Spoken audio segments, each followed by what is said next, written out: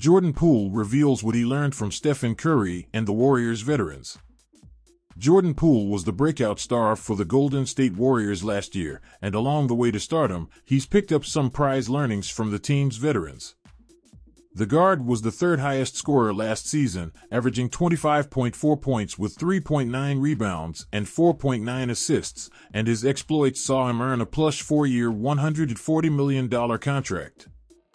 This comes at the cost of the front office perhaps letting go of one of their veterans in Draymond Green or Andrew Wiggins next season, but with one eye on the future, the move cements the theory that Poole will be the face of the franchise, a fact that he knows and has embraced.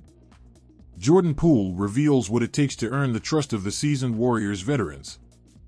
In a recent interview with Yahoo, Poole explained what it took to earn the trust of the veterans and why it mattered. His words suggest that the franchise's leadership in the future is not in jeopardy, while also speaking volumes about his development as a player. It wasn't that these older players, people who have been in the game before, aren't willing to give you answers. It's like they're just not going to give them to someone who doesn't care. They put their hard time, their blood, sweat and tears, years of sacrifice, stress, so they don't want to just give away their gems, the things that have made them so successful in their careers, to just anybody. They gotta know that you're willing to go the extra mile. You're willing to sacrifice yourself. It wasn't the greatest of starts for Poole this season.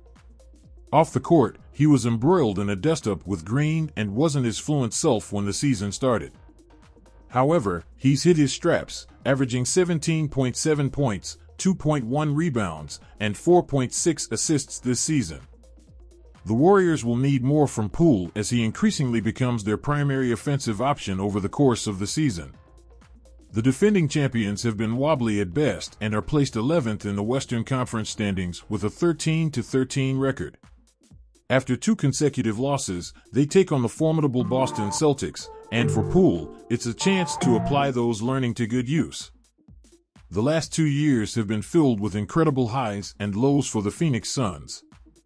They had been one of the punching bags in the NBA for a long time before making a surprise run to the NBA Finals in 2021. They would lose to the Bucks, which was a disappointment, but the franchise was very much trending upward.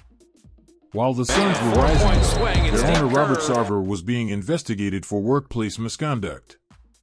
The NBA ended up suspending him for a year and fined him $10 million, but many felt that the punishment wasn't enough and wanted Sarver to sell the team. As the backlash against him grew, Sarver eventually relented and agreed to sell both the Suns as well as the Phoenix Mercury. Reports indicated that he would sell for a record-high price, and a bid of $3 billion has been submitted by 2 venture capitalists as per Wall Street Journal. 2 venture capitalists have submitted a bid to buy the Phoenix Suns and Mercury professional basketball teams for $3 billion, an offer that could include financing from tech mogul Peter Thiel, according to people familiar with the matter and an offer sheet reviewed by the Wall Street Journal. The group is one of a handful of potential buyers, according to the People. The bid was submitted by Jack Selby, the managing director of West Hollywood, California-based investment firm Thiel Capital, which was founded by Mr. Thiel, and Jason Pressman, the managing director of Menlo Park, California-based venture firm Shasta Ventures. Should the group win the deal, Mr. Thiel would become a significant shareholder in the team even though he isn't listed on the group's initial offer, the People said. Peter Thiel is somewhat of a controversial figure himself, so it would be interesting to see if there is some backlash if he does eventually get in line to be a significant shareholder. There is still some time for it though, as the second round of bids will be due in January as per this report.